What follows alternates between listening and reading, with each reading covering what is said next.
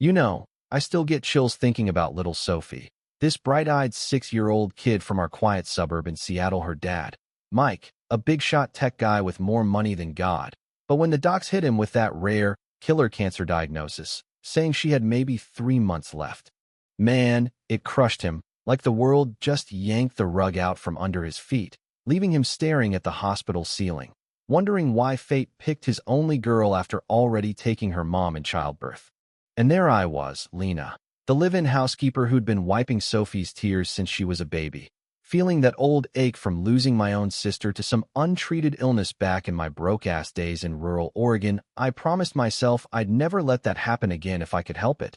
So when Sophie started fading, fevers and all, I stuck closer than a shadow, calling her Mama too in those whispered bedtime chats, while Mike buried himself in work to numb the pain, his eyes hollow like he'd aged a decade overnight.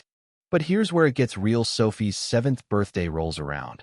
We're throwing this makeshift party in the living room, balloons sagging a bit from the damp Seattle air, kids from the neighborhood munching on cake, and she wheels up to me in her chair, that tiny voice cutting through the chatter like a knife. Mama too. Am I gonna make it?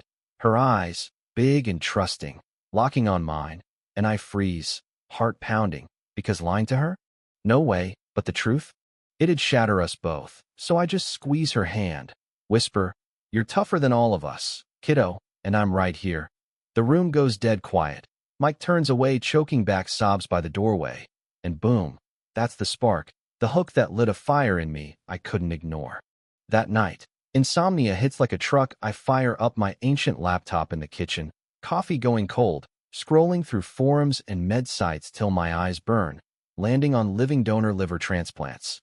Thinking, hell, why not me?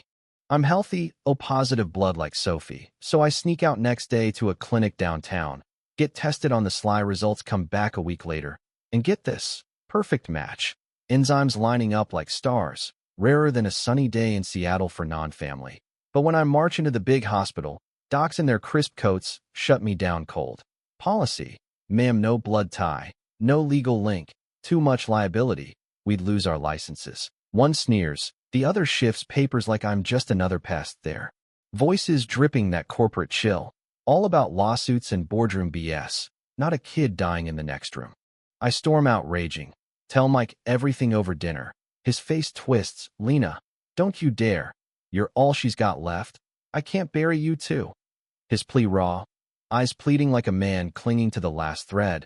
But damn it, this wasn't his call anymore. My sister's ghost was whispering, "Fight, girl." So I go rogue, emailing clinics worldwide, landing on this under-the-radar spot in Mexico run by Dr.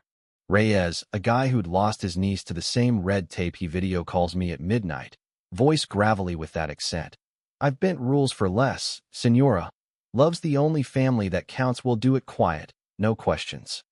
Mike's off on some Silicon Valley trip, so I pack Sophie up at dawn, tell the night nurse it's a special consult, hop a red-eye flight, hearts racing through customs, false names on the charts. And there we are, side by side in sterile rooms, blades flashing under lights, me thinking, if I don't wake, at least she gets a shot. Hours blur, machines beep like a bad dream, and when I come to, groggy as hell, Sophie's right there, paper crown crooked on her head, grinning ear to ear. Mama too. I feel alive.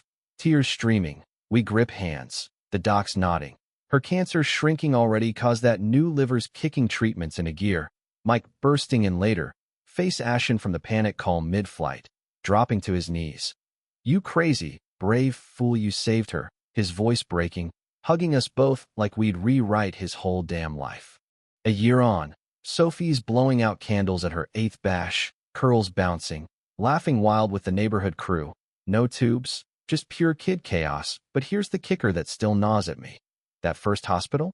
They got slapped with a probe, policies cracked open cause of us. But is it enough? Folks still die waiting on rules, while love gets the boot. Was bending the system justice? Or just luck? Tell me in the comments. Y'all ever faced red tape that screwed over someone you love? Hit like if this hit home, subscribe for more real talk stories, and share your take on where we draw the line between law and heart. What would you do?